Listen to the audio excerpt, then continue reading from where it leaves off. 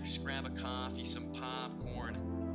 This one is going to be Hello everybody and welcome to the fourth installment of Behind the Politics. I am your host, Ben Krause. Today I'm joined by the grill master himself, on for the second time, John. How you doing, John? I'm doing good. I'm excited to be back. Oh yeah. We had to invite him back. We had to. He's the co-mod duo, the grillist. Truly is a man of the people. Indeed. So if this is your first time joining us, the way we do this is we go through a little bit of a news briefing, talking about COVID election, international news. Then we go into a story of the week. This week we have a bunch of stories of the week. It was such a jam-packed week for political news. And then we go into an interview this week being with the Libertarian Hype House and talking about libertarianism and what the Hype House is. So we'd like to start with some COVID news here. So the United States has passed that 7 million mark for total cases and just passed 200,000 deaths. Worldwide, there's now 32.6 million cases with 990,000 deaths. So instead of going into some international news and some election news, we're just going to start hitting a bunch of points because this week was jam-packed. So is there anywhere that you want to start, John? Yeah, so we could start with the death of Ruth Bader Ginsburg, I think a week and a half ago or about. This was a gigantic move in general in the political atmosphere.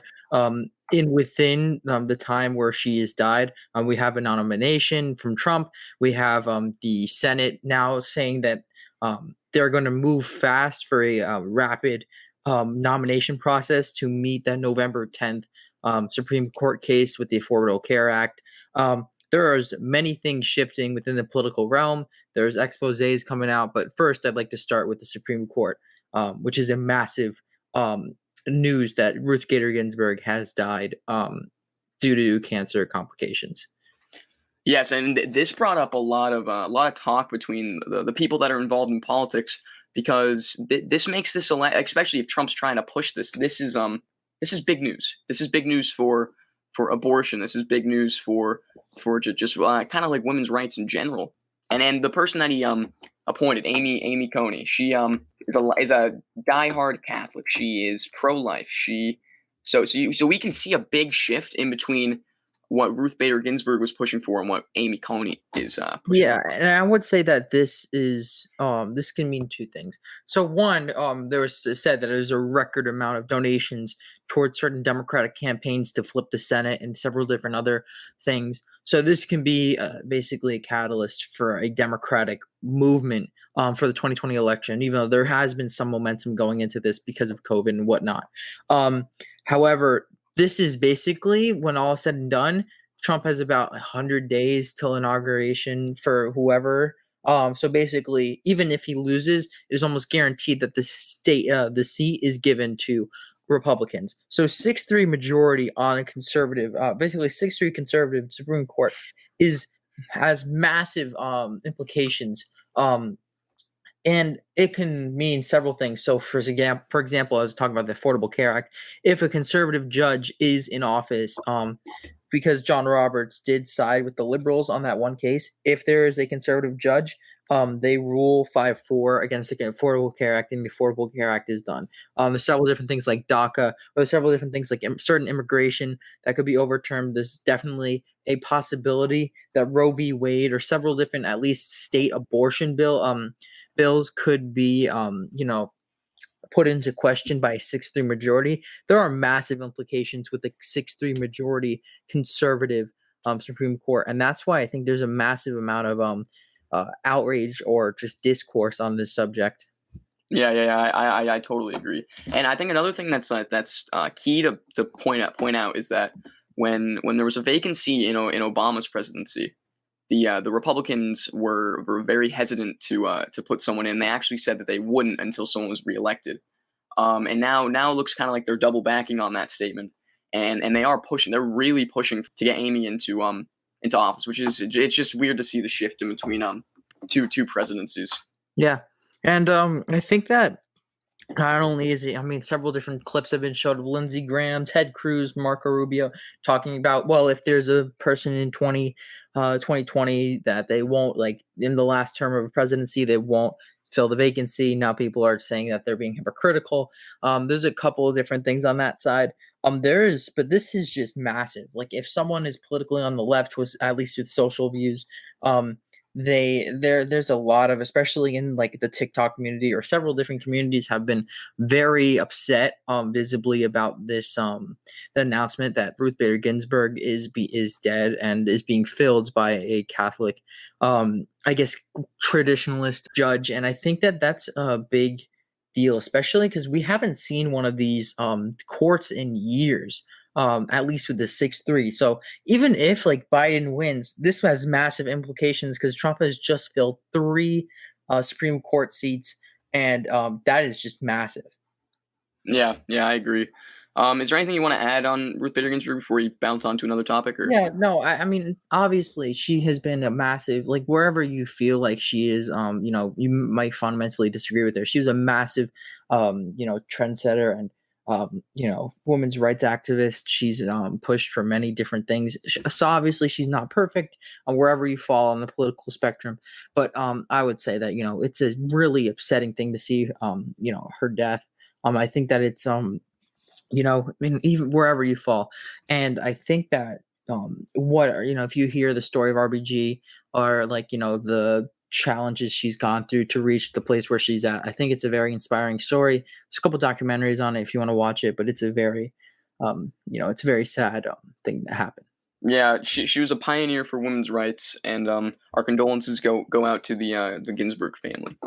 So I guess do you want to start? Do you want to bounce off to the platinum plan that Trump Yeah, so this platinum plan is a big move for the Trump campaign, obviously trying to piggyback off of the new civil rights movement going on, or just Black Lives Matter in general. There are several different components of it. Many have criticized you, and it looks good, to be honest with you. A lot of people have criticized if it's an empty promise or not.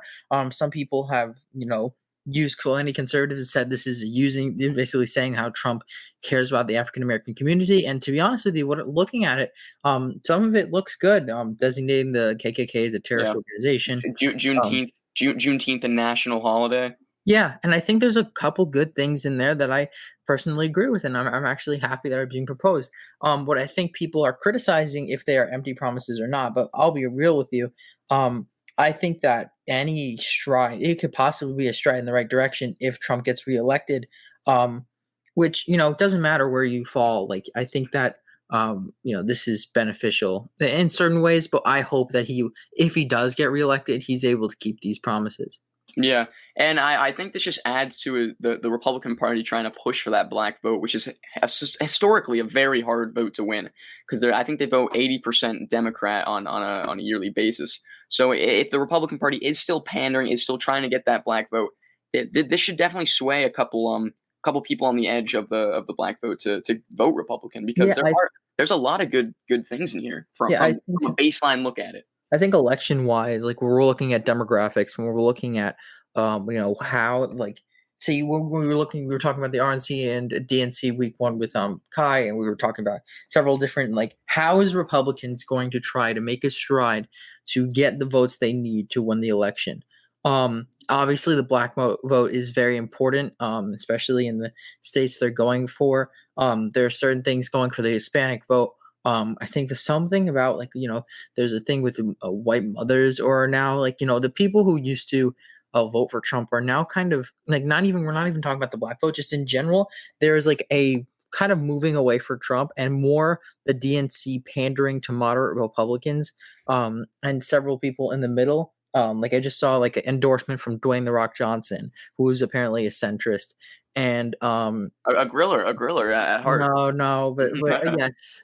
But no, but I think that I think the important thing is that the Republicans are going to try to appeal to a wider, like, rather than like a political spectrum, just more like a wider story, or like what people are saying about again appealing to the wider black vote, no matter what the party denomination is.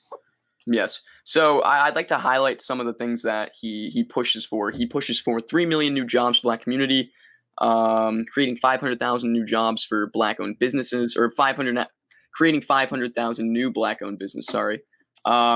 He's pushing for an immigration policy that protects American jobs. And he goes off these basic 4 words for the Platinum Plan: opportunity, security, prosperity, and fairness. And it's all about what he wants to do for the Black community. Yeah. So at a baseline look at it, could it be an empty promise? Maybe, who knows? But all good stuff. All good stuff. Especially, I mean, I hope, KKK is a terrorist organization. Juneteenth national holiday. to be honest with you, Ben, I'm hoping if he does get reelected, that these things, besides the Antifa terrorist organization, which, you know, I guess there's a couple weird things when people say that. Yeah. But if he get reelected, I really hope that some of these are put into play. Oh yeah. And, you know, we may both have certain biases. However, just in the case, you know, if Trump gets reelected, you know, I'm hoping that this comes into play. People might say this is an empty promise, but again, even if it isn't, I hope it isn't. I think that would be a good thing if it wasn't an empty promise, and it would benefit, you know. I agree.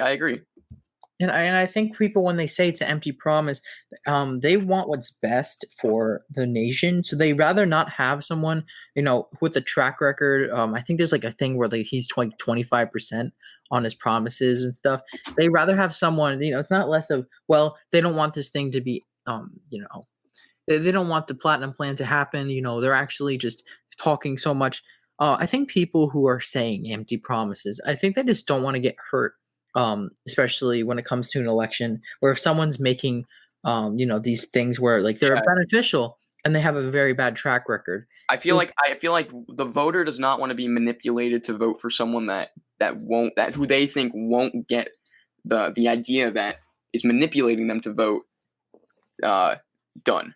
If that makes sense how I said that, but I feel like some Black Americans might see this as manipulation. Like, oh, I'm promising this, I'll do it, but yeah, it'll be interesting to see if he does have a larger a Black vote after this Platinum. And all this is, you know, this week in general, just the broad sense of this week has been massive, especially because in reality, we're on the home stretch right now. We're about 5 weeks out from Election Day. Less than 5 weeks, actually. The first presidential debate is tomorrow, as of when we're recording this.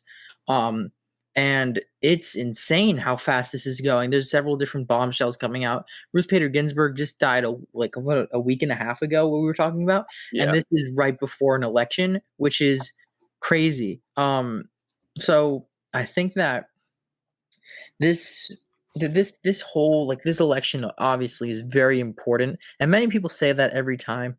But we're at like a massive point, whether economically, socially, culturally. And I think that, like, we're going to talk about more things when it comes to the election. But everything is coming to, like, you know, a climax point. Like, this is coming into this debate where, you know, we haven't seen Trump and Biden directly square off against each other. They've made comments about each other, but we haven't seen them actually communicate with each other, and it's going to be very interesting. I'm just going to go into like this new announcement that came out yesterday about Trump's taxes. That was a big deal. So apparently Trump has paid $750 in income taxes. In his year before that, before his presidency, he paid about $750 in income taxes. He also paid in like 10 years. He paid $0 in income taxes. There's a couple reasons for this, obviously. Some of them is like he's been like have massive financial losses. You know, so technically like tax deductibles and that stuff. And, you know, there are certain reasons why he hasn't, but this is a massive thing for someone who's preached that he's being audited and hasn't been able to release his tax returns. This is right before a presidential debate. I think that's massive. What do you think? Oh, there's massive uproar about this. People are starting. There's a whole debate on whether or not it's true. I mean, whenever Trump does something, there's always a debate on, oh, is it fake news or not? As Trump said, oh, fake news. But it's huge. If he really did evade his taxes, like that, that's bad. But it's a real crime. It's a real crime, and he should be punished for it. But right now, of course, innocent till proven guilty. So we technically can't make an absolute conclusion, but right now it's just really fishy, and we'll definitely have to look more into it, I think. Yeah, and just this is like a big deal because, again, like the whole motto, one of the mottos of the 2016 election was literally there's no like you don't have your tax returns. Where like where are they? You're hiding something. Hillary Clinton. There's a clip of Hillary Clinton. As much as many people don't like her, including myself. Sorry, but like she had a clip saying, well, he won't show his tax returns. This must be something fishy. And there is something fishy. Again, assuming this is true. And Yes. we don't know why this is yet. There may be, justified reasons when it comes to all financially. However, just looking at this, and then specifically, like the same reaction of this was the same reaction to Trump calling the people in the military like suckers and losers. Same reaction, anonymous sources. This is wrong. Like there is the same reaction of like what conservatives say when they respond to some of these allegations. But I guess the point of the talking about this is coming to this debate on Tuesday. I don't know when this is going to be released, but the debate on Tuesday is going to be massive because this is the first communication between the presidents, as I already said, and the amount of things in the backdrop that you can talk about. Healthcare, when it comes to the Affordable Care Act, immigration policy, the coronavirus, obviously, this is all still going on. Yeah, I agree. This debate is going to be, it's going to be crazy because, of course, conservatives are like, oh, Biden won't stand a chance at all because he can't, like, quote unquote, can't speak. But and then Trump, I just feel like Trump bounces on and off topics too quickly when he debates. He doesn't stick to a topic. He likes to shift. He likes to spin. So it'll be interesting to see if Biden can hold his own and articulate his thoughts, because I do think that he has some. He's a smart guy. He really is. It's just a matter of will he articulate his thoughts, and then for Trump, will he point out Biden when he messes up, or will he stick to a topic instead of bouncing back and forth from different topics? Yeah, and that being said, just one more thing about the election. I think that a big thing has come up in the background. This kind of been covered up by the tax thing, but the idea of Trump's transfer of power is in question. There's been a report. A reporter questioned him on if he would peacefully transfer power. He said, "We'll see what happens." This is like echoes the same sentiment of when Trump said he would challenge the election results if he lost in 2016. Obviously, he didn't lose. We haven't seen Trump losing yet. Obviously, the election hasn't happened yet. But he did say, we cannot guarantee a transfer of power.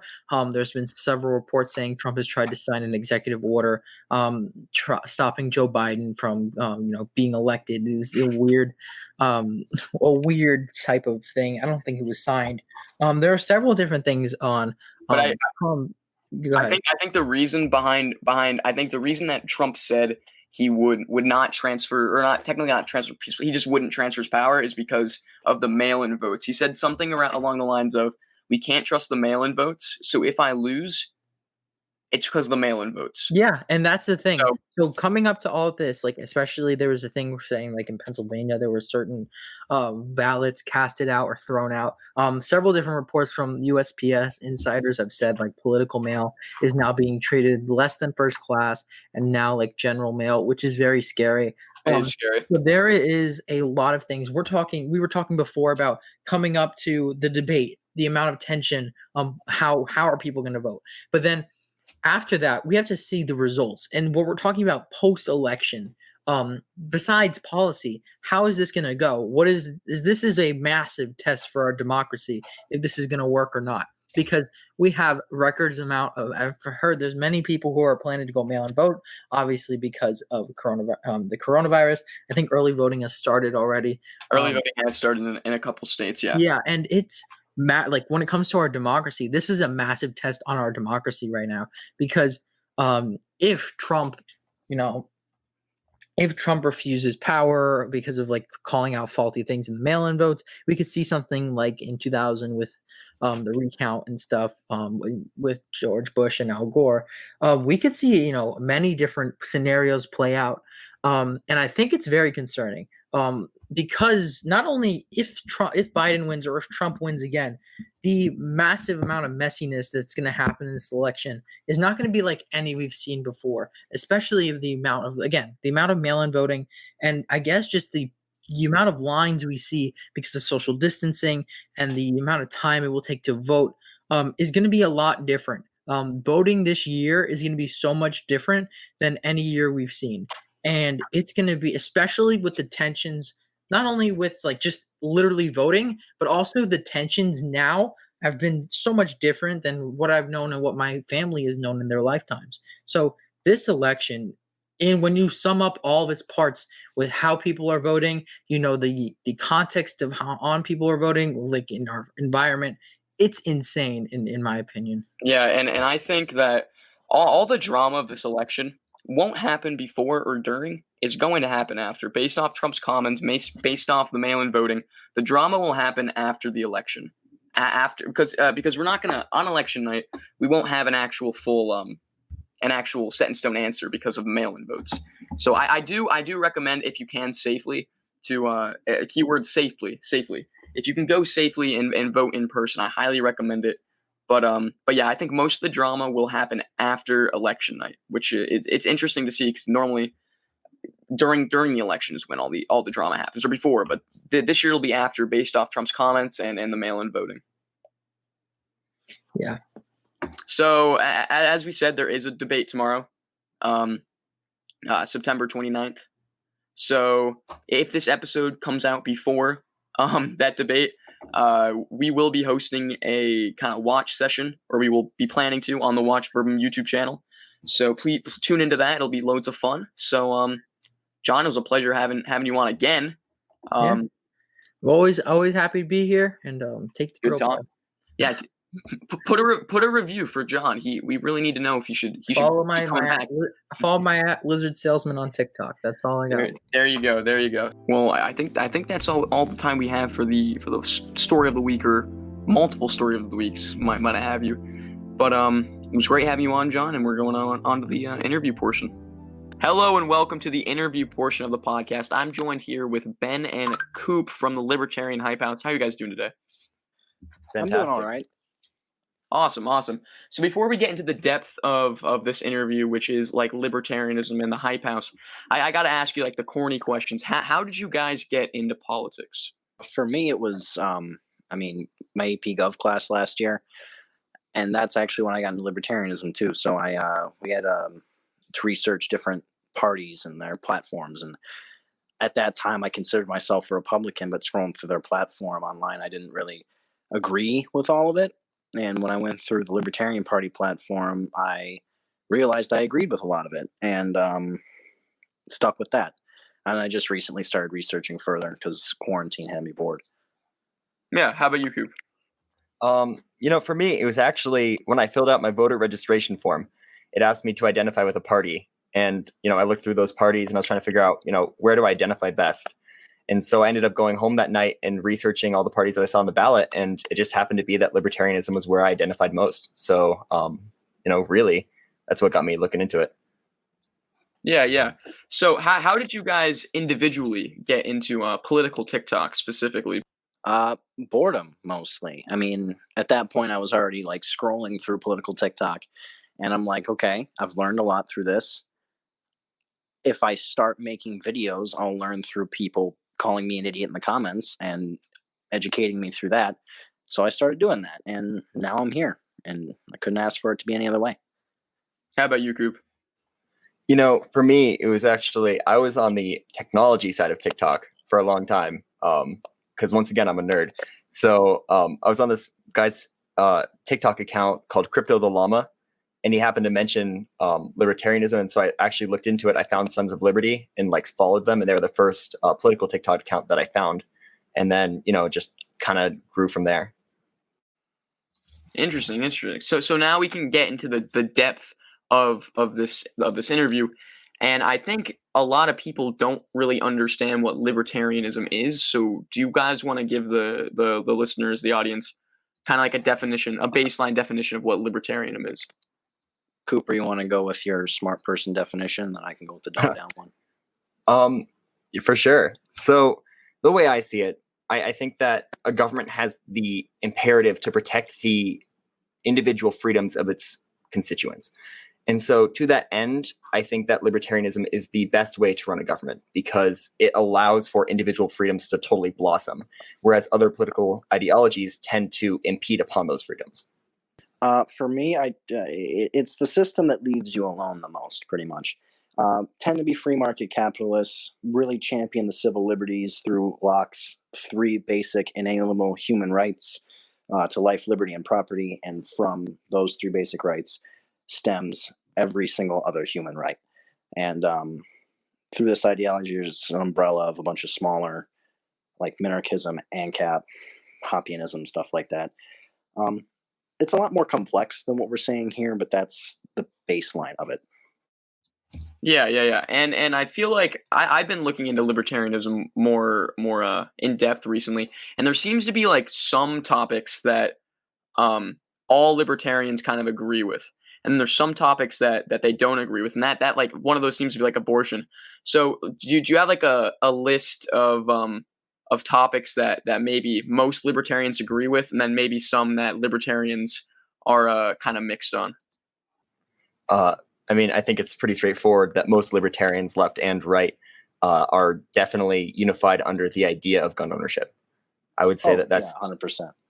Definitely something that we all agree on. Abortion definitely is like 50-50, even within the House. It's split. In the House, we got evictionists, pro-life, pro-choice. I'm starting to lean more evictionist, but I still want to call myself pro-life personally, but I don't want the government to legislate that.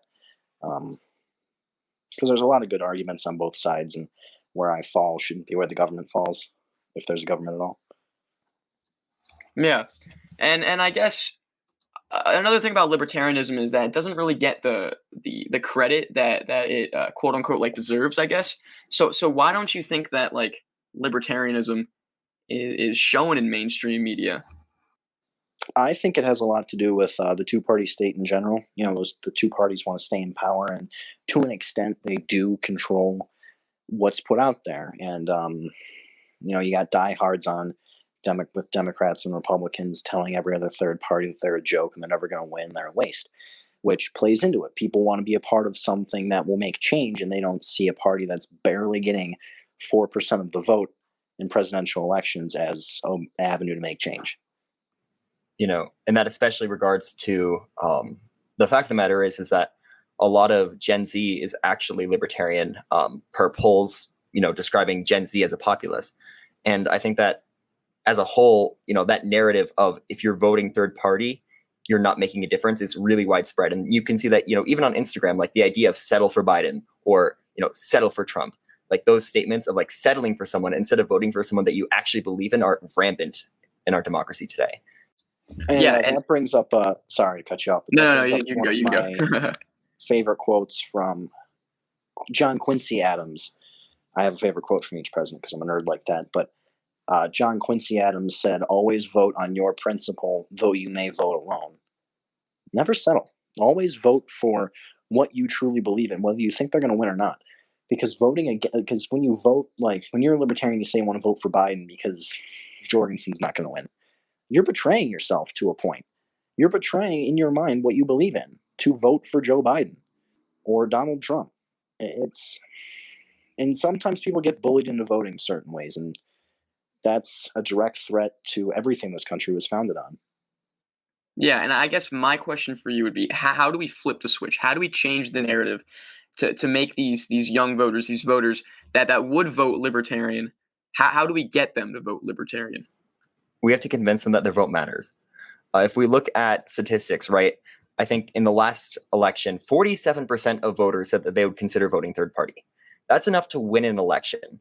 It's really a matter of having that perception be widespread, that, if you vote libertarian, and if everyone decides to vote libertarian and decides to change their vote to somebody that they actually believe in, if we can make that societal change, then, libertarianism will become a huge party in the United States. I mean, once again, 47%. That is extreme. So I think it's really a matter of convincing people that their vote does matter, even if they don't vote with how the group votes. Yeah, that's 100% correct. You have to get out of this mindset of, well, it's the lesser of 2 evils. The greatest obstacle in defeating evil is choosing the perceived lesser of the 2 evils. Either way, you're voting evil in, right? You can't with a full good conscience say, I'm voting for the lesser of 2 evils, because you're still voting evil in, right? So you have to go on these campaigns and convince young Americans who are still impressionable that libertarianism or even the Green Party are viable options, right? I think ranked choice voting, Maine is doing ranked choice voting. We'll see how that turns out. That'll be something cool to watch. Maybe Jorgensen and Hawkins get an increase in percentage in Maine because of ranked choice voting. But you have to convince people that it's not a waste to vote how you believe.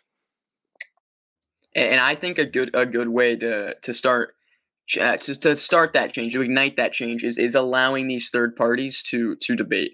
Because if you allow them to debate, it makes their ideas more mainstream, and the people like people listen to these debates, and they see two parties and they're like, oh, I need to pick one of those. So the way that I see it, and you guys can say I'm wrong or say I'm right, but I think allowing them to go to the debates will increase their popularity exponentially. Yeah, 100%. And when you look at the last time a third party was allowed to debate on the debate stage with the two major parties, it was Ross Perot. Ross Perot wiped the floor, and he was leading the polls until people stopped covering him and he wasn't allowed to debate, and he came third in the presidential race that year.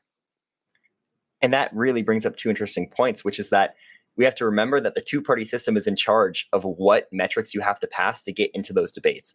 So, they are actively against letting third parties into the debates because they know that the moment you let a third party into the debate, they will be taking votes from those two parties and bringing them to the Libertarian Party or the Green Party, whomever you support. And we have to consider the fact that they are the ones who control that. In the state of Texas, I think Democrats are suing the Green Party out of the election so that the Green Party can't be on the ballot so that they don't lose votes to them. That kind of thing is terrifying, considering the fact that these, Democrats and Republicans hold all the power. And it also brings up the point that, really, not only are we voting this year to increase the representation of libertarians, but we're trying to reach that metric of 5%. And that 5% on the national vote will allow us to have, national funding, and will also allow us to be on that debate stage. And so that's why it's especially important, in any election to vote third party, because we need that 5% metric to grow. Yeah, and that's what Ben was talking about earlier. Vote with what you think, because not only are you voting for a third party for the presidency, it's to make sure that they can debate next year, which will ultimately help your cause more than hurt. So now we can kind of dive into more like your hype house. So who was it, Ben or was it Coop? Was it both of you that made the hype house together? Yeah, so we originally, we were both. It turned out that we were both kind of thinking about it at the same time. I came to Cooper and it was an immediate yes. And then at that point, find members, find people from Discord servers who we knew on TikTok to grow the account. So had you guys been talking before about were you guys mutuals on TikTok, or how did you guys meet? Yeah, it was a Sons of Liberty Zoom call, and Cooper was building their Discord for them. And Cooper and I just we stayed buddies after that. And I found, him as a friend, and everyone else who's in the Hype House is a good friend. Great people. All of them are great people. We have two members actually who own Libertarian Hype Corp. That entire account, we consider them our brother account. Great people. For sure. And it's been really amazing experience, not only basing, who Ben and I, kind of dictate is in the house. And obviously we do that, with the consent of the rest of the house, but also the fact that we consider not only someone's political leanings, but we also consider, their character. Not only are they based and will they provide good content for our account, but also are they a genuinely kind person? And will they contribute to the kind of character of our group as a whole? Yeah, and I just want to take this time to congratulate you guys, because you just hit 7K, right? It's about to be 8. Actually, last I checked, we were at 7,900. Wow, that is extreme growth. Because I think I checked it a week ago. You were just barely at 1K. Yeah, we were. 2 days ago we were at 3,500. Wow, that's extreme. So do you think this? I guess a question that I'd ask you then, kind of diverting to a different topic, is: do you think political TikTok has brought light to these ideas that mainstream media doesn't touch on? 100%. And it touches on a younger voter base too. Right. What we're doing right now is we're doing our best to educate. Right. We're not trying to alienate people. Sometimes you get people who are like, "Oh, Biden's a libertarian," and Cooper has to drop the hammer that no, that's very stupid of you to say. But but we don't try to gatekeep. We try to include everyone. Someone asks in a polite way, we answer in a polite way, just trying to get the message out. We were in a call, Ben and I were in a call the other day, and we were discussing, and it's really satisfying, because we get a lot of comments that are like, hey, for instance, one of our most recent posts was like, do you want to know what libertarianism is? And then, talking about libertarianism as a whole. That video is right now around 110,000 views, right? And we've gotten a lot of comments saying like, hey, I didn't know what libertarianism is. This is really good. I think I found, and like some people say like, I think I found my new home, right? And, Ben and I were talking about how incredibly satisfying that is when people comment stuff like, I think I found a new home. Like, that is so cool. Yeah. So would you say it's safe to say that your Hype House is meant to educate and kind of bring light to this option that doesn't get light in the mainstream media? Yeah. It didn't start out like that. It started out as something like, maybe this will take off. And if it doesn't, well, we've made good friends and we have a place to post.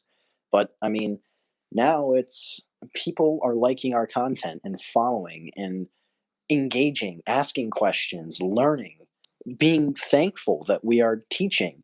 Like Hooper said, saying that they found a new home and saying they're going to research libertarianism. And it's not that we want you to become a libertarian. I mean, we do, but it's not that at the end of the day, that's our end goal. The end goal is to just educate about it, right? If you don't become a libertarian, well, now you know they exist and how they operate. It may prevent straw mans and a bunch of stuff because, we get straw man to hell every time we post. Especially making the differentiation between classical liberal and liberal is one that we need to make consistently. Yeah, I've been called a liberal before. It's kind of funny. And I like to put a PSA. If you're not a libertarian and you don't really know what it is, no, we don't hate poor people. No, we don't hate the environment. My @ on TikTok is Kalashnikov Lorax for a reason. I love the environment. We don't hate poor people. We just don't think it's the state's job to help poor people. Stop using them. Stop using those arguments to discredit us. It's annoying. Yeah. So you talked about how TikTok is reaching a younger audience. Do you think the trends in the next coming elections, when these young people are allowed to vote, do you think they'll be voting more third party than the voters are now? Absolutely. Even to the degree that, most Gen Zers are polarized towards one party or another, we still see a movement that was massively successful, which is Let Her Speak, which was centered around Joe Jorgensen. And like that has been massively successful and it's been really great to see. Additionally, considering the fact that I mentioned the demographic earlier, that, a good portion, I think it's something like 60% of Gen Zers are significantly more libertarian than their millennial counterparts. So I definitely anticipate seeing more, Green Party and libertarian votes in the future. Yeah, it's pretty much exactly what I was going to say. And it's very heartwarming to know that the Libertarian Party is the fastest growing political party in the United States today. And it shows that more people are either finally declaring with a party because they're fed up with the two major parties, or that people are jumping ship from their parties and joining the Libertarian Party and realizing what we have to offer and what we actually are.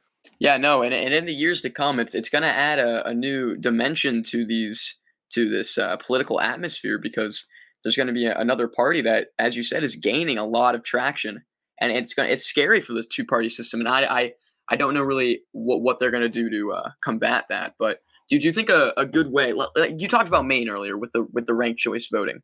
Do you think that's something that America should implement? I do. I think it's a good way to get a better metric of who people are actually supporting. Because if you're a major party and you see, okay, well, most people are putting Republicans as number one and Libertarians as number two, a lot of people hold Libertarian ideals. We should start shifting more towards that, right? Or even Democrats. Okay, a lot of people who put Democrats option one have Green Party option two. Let's shift more towards the Green Party and what that is.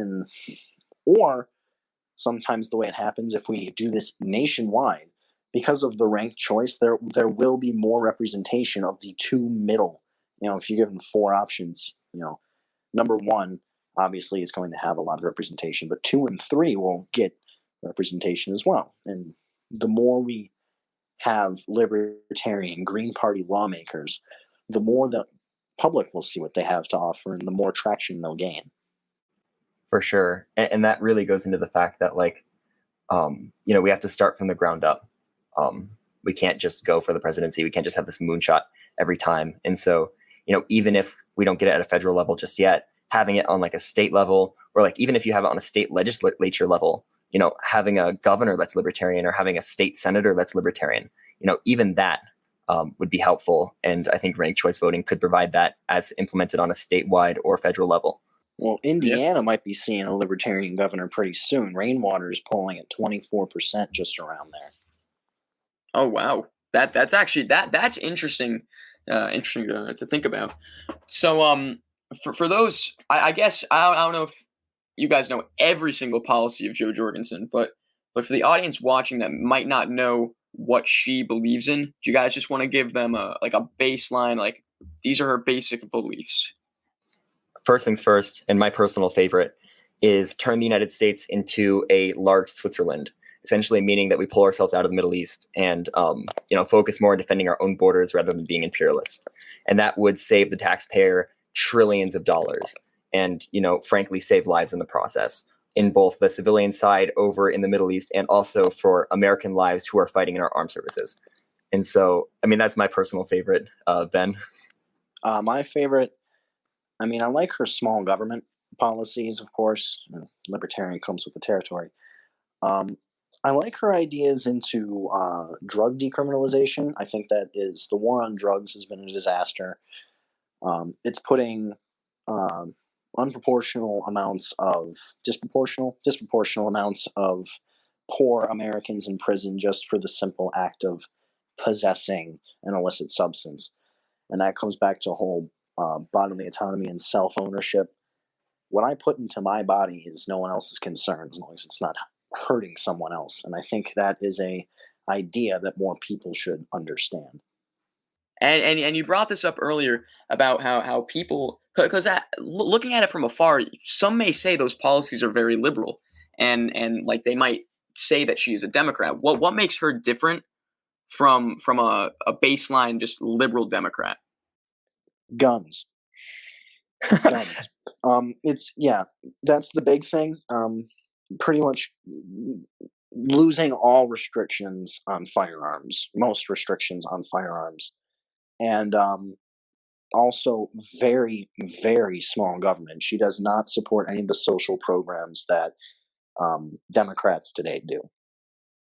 For sure. It's more of a, I think that the reason why she could be associated with Democrats is her progressive attitude. And so I think you could generally characterize libertarians as a whole as, fiscally conservative, but, socially progressive. We definitely believe in LGBT rights. We believe in bodily autonomy. You have the ability to identify in whichever way you please and, identify with whomever you please. But we also don't expect the government to, hold up people and essentially support people to no end. We expect that people should, fight for what they earn and work for what they earn rather than earning it off of the government. Yeah, for sure. So I think that's all she wrote. Thank you, Coop and Ben, for joining this week. It was good talking to you guys both. Now, if you're listening on YouTube, make sure you like, subscribe, and turn on the bell notification to stay updated on the latest episodes. If you're listening on Apple Music, give us a 5-star rating and give us a review. We read all of them. And just a reminder, you can also find the podcast on Spotify. See you all next week. Goodbye, everybody. Behind the Politics is a Verbum production. I'm the show's producer and editor, Alan Yao. Ben Krause is your host, and John Iacobacci is your special co-host. Original music by Tane Dry, and thank you to our special guests, Cooper and Ben, for joining us today. Thank you for listening. See you next week.